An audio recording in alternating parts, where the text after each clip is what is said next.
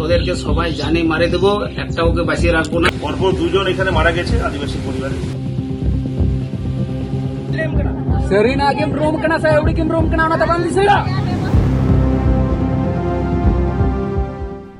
গ্রামের লোকেরা ডাইনি অপবাদ দিয়ে বাড়িছাড়া করেছে এক দম্পতিকে। শুধু তাই নয়, ডাইনি অপবাদে মহিলার ওপর বর্বর অত্যাচারও করা হয়েছে।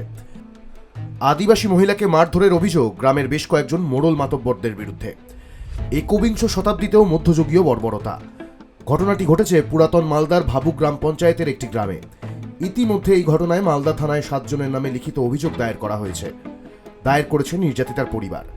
মোড়ল মাতব্বরদের নির্দেশে নাকি আদিবাসী দম্পতিকে মাঝখানে রেখে ডাইনির নিদান দেওয়া হয়।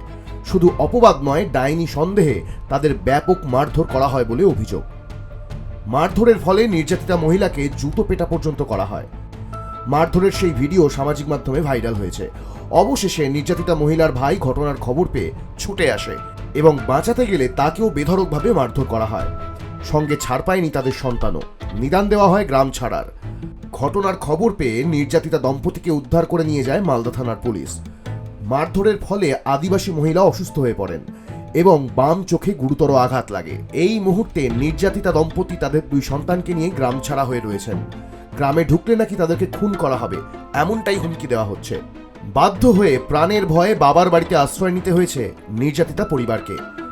আমাদের পাড়াতে লোকজন অসুস্থ ভাবে লোক মারা যাচ্ছে, অসুখে বা অসুস্থ ভাবে লোক মারা যাচ্ছে। আর মারা যাওয়ার পরে লোকজন আমার বউকে বলে তুমি ডাইনি ফক্সিন, তোমার জন্য লোকজন মরছে পাড়ার সব, এইভাবে বলে ওকে ওই রাস্তার সাইড থেকে ওকে ধরে এনে তার বাড়ির পাশে মারধর করা হয়। তারপর ওকে বাঁচাতে গিয়ে আমাকেও প্রচুর মারধর দেয়। তারপর আমার শালা যায় আমার পিছে, তাকেও প্রচুর মারধর দেয়। তারপরে আমার বড় মেয়ে আছে, ওকেও খুব মার দেয়। তারপর ওরা বলে তোমরা সবাই পরিবারের ফক্সিন, ডাইনি বলে। ডাইনি বলার পরে ওরা বলছে তোদেরকে সবাই জানে মারে দেবো, একটা ওকে বাঁচিয়ে রাখবো। এটা বলছে প্রসেনজিৎ হেমব্রম, সোনালী মুর্মু, তারপর ওদের বাড়ির যতটা পরিবার ছিল ওদের ওখানে সবাই বলেছে এটা। তো ওখান থেকে উঠতে পারিনি, আমাদেরকে কোনো জায়গায় যেতে দিইনি। সন্ধ্যার টাইমটা যখন চলে আসে, দিনমানের সময়টা এসে এই টাইমটা পুলিশ আসে, তারপর আমাদেরকে উঠিয়ে নিয়ে যায়। এখন পাড়াতে গেলে আমাদেরকে মারবে, এইভাবে কথা বলছে ওখানে। এখন শ্বশুর বাড়িতে আছি, আমরা বিচার চাইছি।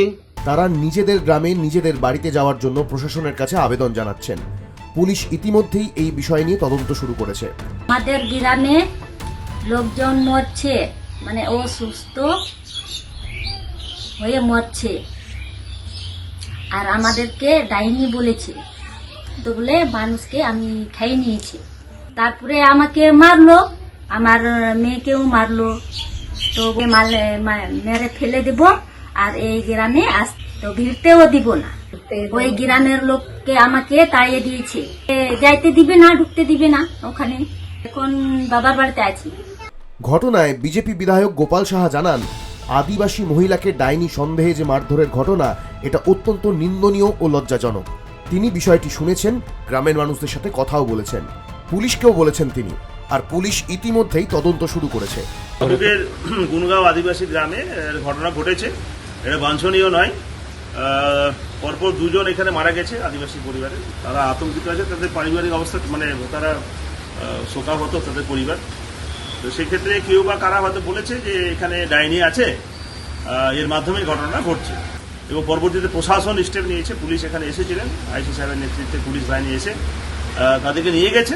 পরিবেশ খুব ভালো আছে, কিন্তু তাদের মধ্যে আতঙ্ক আছে। শুনলাম বাড়িতে নেই, পাশে কোনো গ্রামে তারা আছে। তো সেই ক্ষেত্রে আমি আহ্বান করবো, গ্রামে কোনো অশান্তি এখন বর্তমানে নেই। আমি খোঁজ নিয়েছি এবং গ্রামের লোকের সাথে কথা হয়েছে। পাশাপাশি পুলিশ জানিয়েছে তাদেরকে নিজেদের গ্রামের বাড়িতে ফিরিয়ে আনা হবে। গ্রামের মানুষকে সচেতন করতে পুলিশ ইতিমধ্যেই পশ্চিমবঙ্গ বিজ্ঞান মঞ্চের সদস্যদের সঙ্গে যোগাযোগ করেছেন। অনুরোধ করেছেন তারা যেন ওই গ্রামে গিয়ে এই কুসংস্কারের বিরুদ্ধে প্রচার শুরু করে। একবিংশ শতকে দাঁড়িয়ে আজকেও এই কুসংস্কার আমাদের সত্যি লজ্জাই দেয়। Bureau report, the Bangla sphere.